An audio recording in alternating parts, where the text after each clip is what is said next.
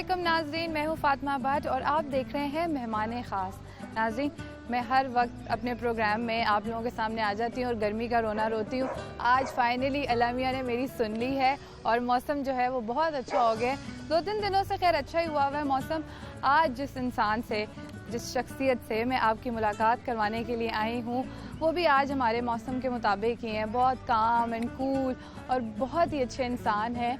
जिनकी मैं बात कर रही हूँ वो मरकज़ी जनरल सेक्रेटरी हैं आज़ाद कश्मीर के और मेंबर भी हैं लेजिस्लेटिव असम्बली के। सो जिनकी मैं बात कर रही हूँ, आप लोगों को पता चल गया होगा, उनका नाम है गुलाम मोइनुद्दीन दीवान साहब। अभी अंदर चलेंगे, उनसे मुलाकात करेंगे, उनके बच्चों से मिलेंगे और उनकी वाइफ से मिलेंगे। आज एक पूरा दिन जो है हमारा उनके साथ गुजरेगा और बहुत सारी एक्टिविटीज़ भी जो हैं हम उनके साथ ही रहेंगे और आप हमारे साथ रहेंगे। जी नाज़रीन, तो दीवान साहब के मैं घर आ गई हूँ और सुबह सुबह ही आज मौसम भी अच्छा है और ब्रेकफास्ट भी रेडी है, तो इनसे मज़ीद बातें करेंगे क्योंकि आज तो हम सारा दिन दीवान साहब के साथ हैं। क्यों दीवान साहब, आज मौसम भी थोड़ा बेहतर है? जी अल्हम्दुलिल्लाह, आज कितने दिन ही हो गए हैं, कभी बारिश बरसात होती है, अल्लाह का शुक्र है। तो कभी धूप निकलती है, कभी वैसे मौसम बेहतर हो जाता है, कभी हवा आती है और वैसे बस भी है थोड़ा बहुत। बिल्कुल। दीवान साहब, दिन का आगाज़ कैसे करते हैं अपने? जी मैं सुबह उठता हूँ, सबसे पहले तो नमाज पढ़ता हूँ। सही। तो उसके बाद मैं फिर अपने जाता हूँ वर्जिश के लिए। मैं योगा करते हैं, हम हमारा एक दोस्त है उसके घर में, और वहाँ पे उनका स्विमिंग पूल भी है और वर्जिश भी है। सही। तो तकरीबन 2 घंटे सुबह में ये लगते हैं डेली। तो वो वर्जिश करके उसके बाद आते हैं, हम आकर नहा धो के कपड़े वगैरह पहनते हैं। तो नाश्ता जो हस्बे ममूल हो, क्या लेना पसंद करते हैं नाश्ते में? आज तो बड़ा ये इंग्लिश नाश्ता है। बस लाइट ही करते हैं। अच्छा। कभी एक आध सफ़ेद रोटी ले लेते हैं और साथ अगर कोई अंडा हो जाए या सालन हो जाए। और वैसे लस्सी जो है हमारे घर में अपनी हमने भैंसें रखी हुई हैं। अच्छा। सुबह चाटी की लस्सी वो ज़रूर मैं पीता हूँ आके। अच्छा। हाँ, वो एक गिलास में पूरा भर के पीता हूँ। तो अल्हम्दुलिल्लाह। तो दीवान साहब, इतनी मसरूफियात के बाद ये डेली वर्कआउट के लिए टाइम कैसे निकालते हैं?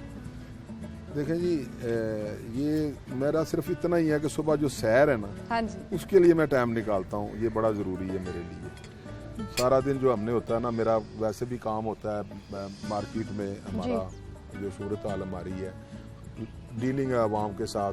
फिर मैं अपने कारोबार पे जाता हूँ। मेरा अकबरी मंडी में बिजनेस है। हाँ जी। स्पाइसेस का। अच्छा। इंपोर्ट का। दीवान साहब, कितने बच्चे हैं आपके? मेरी एक बेटी है जी। तो 3 बेटे हैं माशाल्लाह। अच्छा।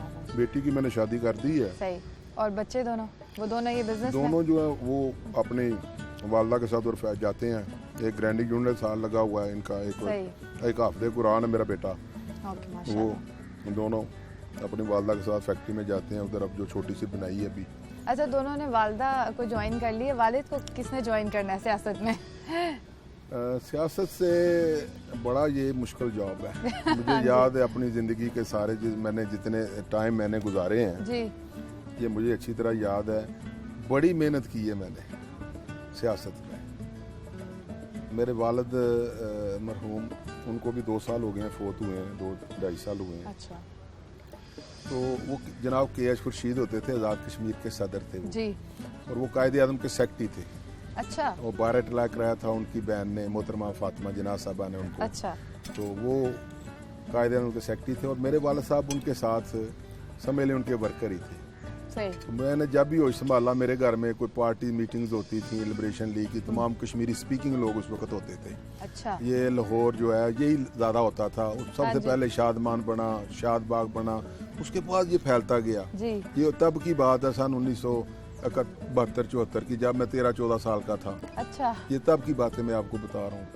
तो वो मैंने वो अपने घर में ही जब होश संभाला तो मेरे वालिद साहब कश्मीर की सियासत में थे जी। तो वहाँ पे जाया करते थे कश्मीर भी। तो लेकिन हमारी जो पैदाइश है वो लाहौर की है। अच्छा। मेरे वालिद साहब ऑक्युपाइड कश्मीर से आए हुए थे। और जो बचपन में बच्चे शरारतें करते हैं, सारी शरारतें जो है ना बचपन की, वो सारी की हैं।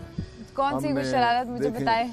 हमने अकबरी मंडी में सबसे पहले शाम को दुकानें बंद हो जाती थी तो अच्छा। हम पकड़ एक दूसरे को भागते थे पकड़ने के लिए, छुपन छुपाइया और पता नहीं वो कैंचे खेलते थे हम, लाटू खेलते थे उस वक्त, जो अब 6 चीजें में नजर नहीं आ रही। हाँ जी। उसके अलावा हम गुल्ली डंडा खेलते थे। अच्छा। बाग दिल्ली दरवाजे के बाहर था एक हमारे उधर, जी। तो शाह मोहम्मद गोस के और हमारे दरमियान में बाहर पार्क था, उधर हम क्रिकेट बड़ी खेलते थे। अच्छा। तो स्कूल से जब आना तो हमने आते ही सबसे पहले वालदा ने खाना वाना देना ना उस वक्त, तो उसके बाद हमने निकल जाना। सबसे पहले क्रिकेट की तरह तो वालदा ने कहना भी आराम करो, उसके बाद अपने ट्यूशन पे जाना था उस वक्त। अच्छा। पिछली पढ़ाई भी उसको कहते थे। अच्छा। कि वो टीचर के पास जाना पड़ना होता पिछली था। पढ़ाई मतलब? तो दोपहर को फिर हमने जाना था, जिसको कहते हैं दोपहर को हम और ट्यूशन अच्छा, पढ़ते हाँ थे, जी, उस वक्त कहते हैं जी पिछली पढ़ाई जाना हमने। अच्छा। हमारे घर में ये कहा जाता था, सब भी ऐसे कहते थे कि आप पिछली पढ़ाई भी पढ़ते हैं, हाँ ट्यूशन जी। का मतलब हम हाँ ये जी। कहते थे। अच्छा दीवान साहब, मजीद इस पे आपसे बात करेंगे और ये भी जानेंगे कि ये पीपीपी से पीटीआई तक का सफर कैसा रहा, लेकिन अभी आप मुझे बताएं कि इसके बाद आप हमें किससे मिलवा रहे हैं? हाँ, मैं अपनी वाइफ से आपको अपने बच्चों से मिलाता हूँ जी। नाश्ते पे, तो आ जाए वहाँ ठीक पे। जी नाज़रीन, तो जैसे दीवान साहब ने कहा अभी उनकी फैमिली से मिलते हैं और हम इनसे ज़रूर पूछेंगे कि पीपीपी से पीटीआई तक का सफ़र जो है उनका कैसा रहा।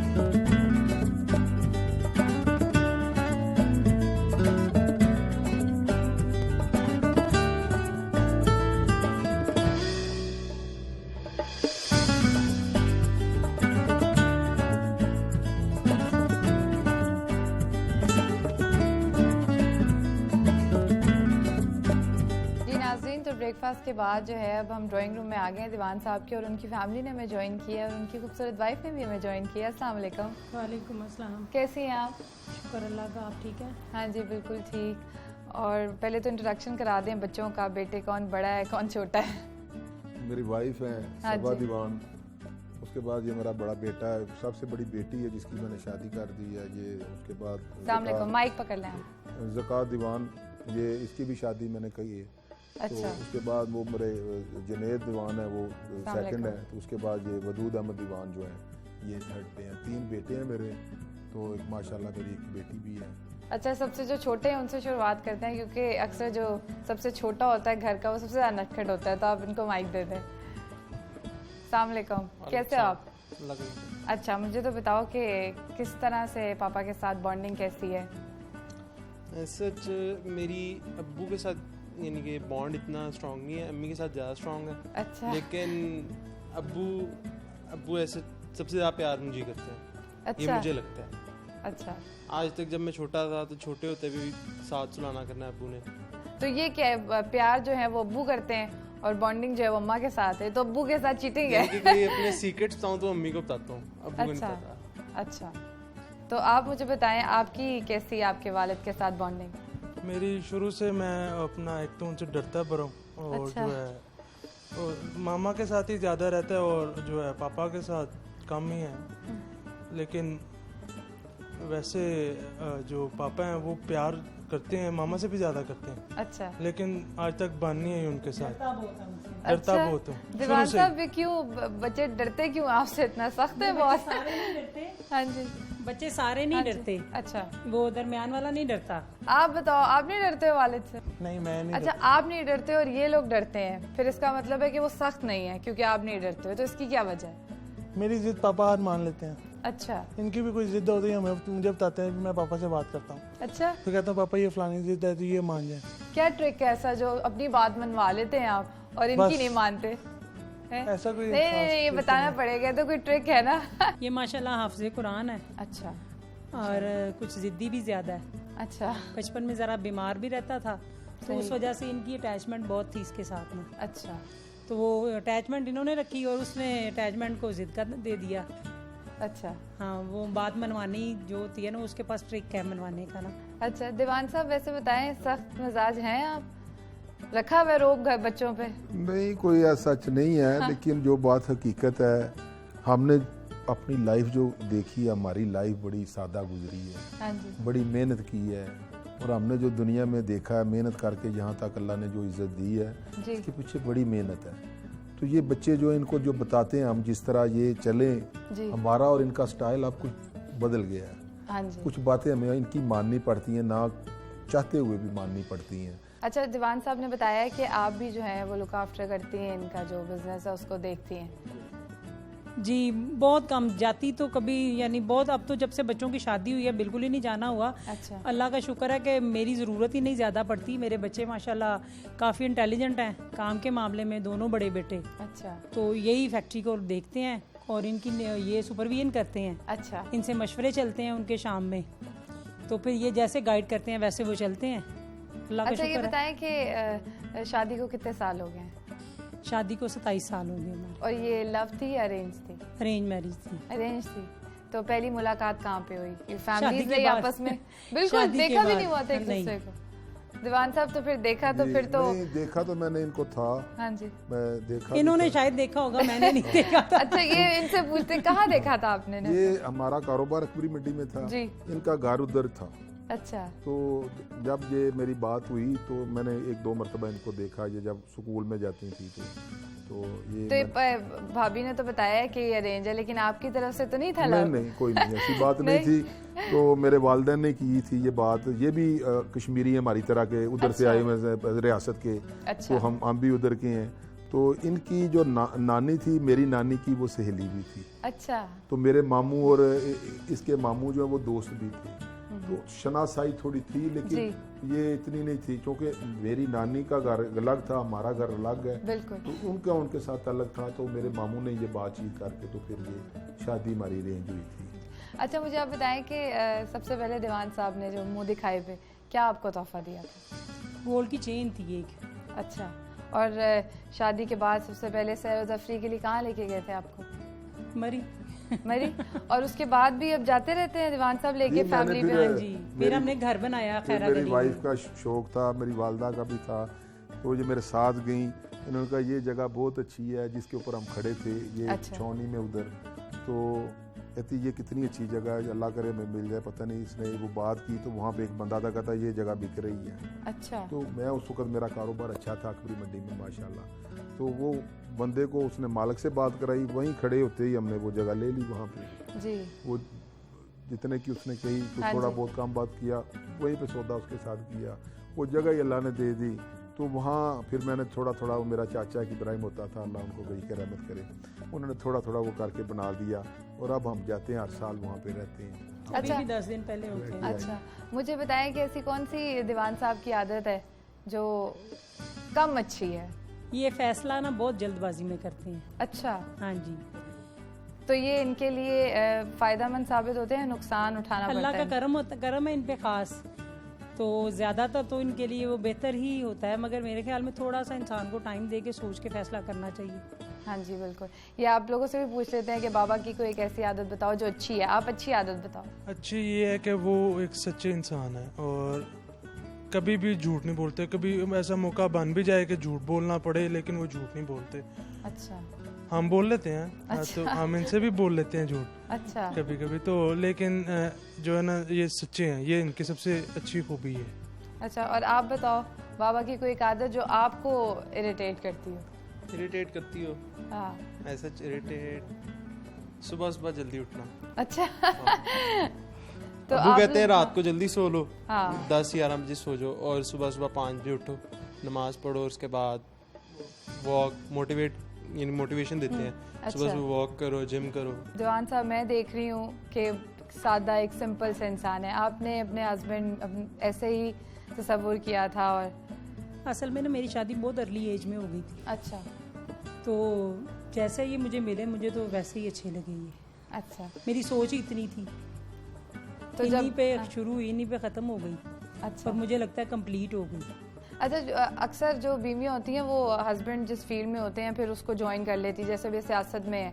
तो आपको कभी नहीं इंटरेस्ट हुआ कि क्योंकि टाइम नहीं दे पाते तो इसलिए कि इनके साथ ही मैं भी उनको काम शुरू कर दूं ताकि फिर टाइम की वो कंप्लेन ना असल में हो? पता क्या बात है, जब ये जब घर से बाहर रहेंगे और मैं भी घर से बाहर रहूंगी तो फिर घर घर नहीं रहेगा। अच्छा, उनसे पूछते हैं सबसे जो नोटी, और उन्होंने बताया कि अब्बा को मैं अपनी मनवा लेता हूँ जिद्दें, कि पापा की आपको कौन सी एक आदत है जो अच्छी लगती है बाबा की?